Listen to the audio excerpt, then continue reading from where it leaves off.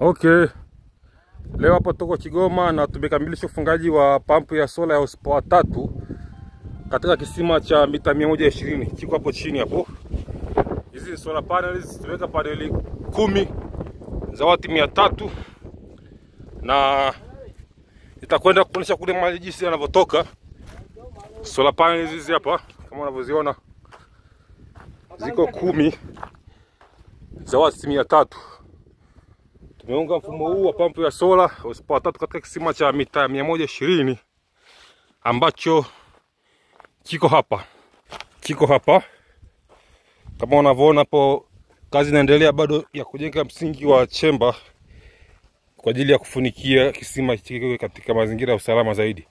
Kisima kimechimbwa na mashine ya mita 120, bomba limewekwa, imekwenda kwenye tenki kule, lakini kuna sehemu pia imegawanyishwa hapa kwa ajili ya kwenda kwenye shamba. Na hivi ndivyo maji yanavyotoka.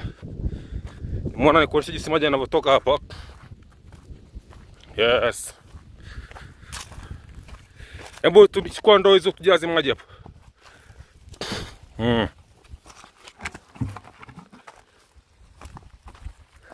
Kama unavyoona maji ndio haya hapa. Maji ni ya kutosha. Na hivi ndivyo maji yanavyojaza ndoo kama unavyoona hapo. Haichukui muda mrefu. Hiyo ndoo lita 20 imejaa ndoo ya kwanza. Ndoo ya pili lita 20 tena kwenda kujaa ndani ya muda mfupi tu.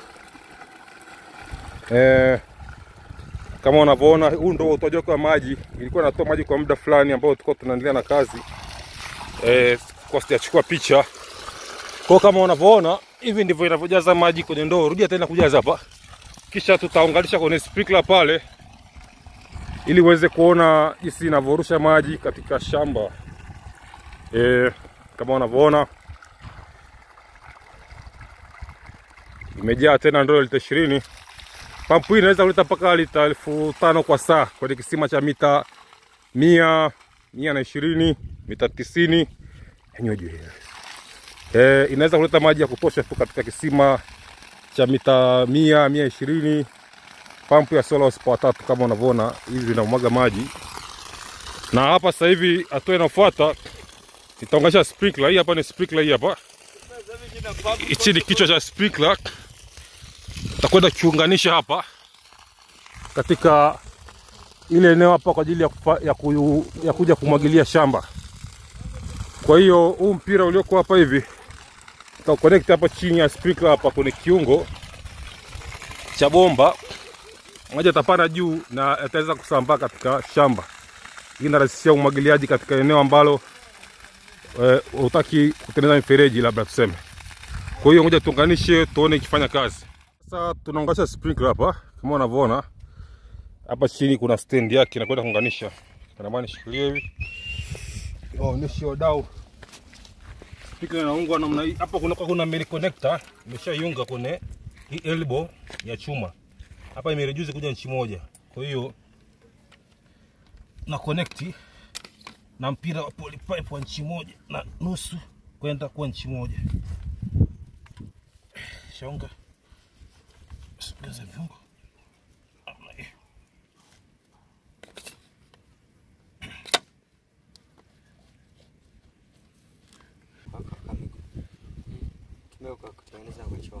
Sasa nenda kaosha pampu.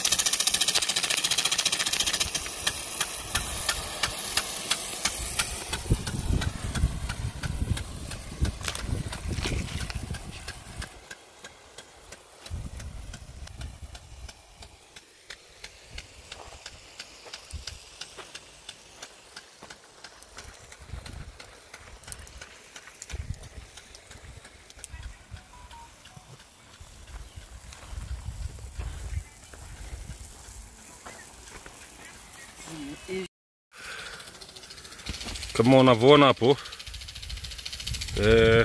tumeunga kwenye sprinkler hapa.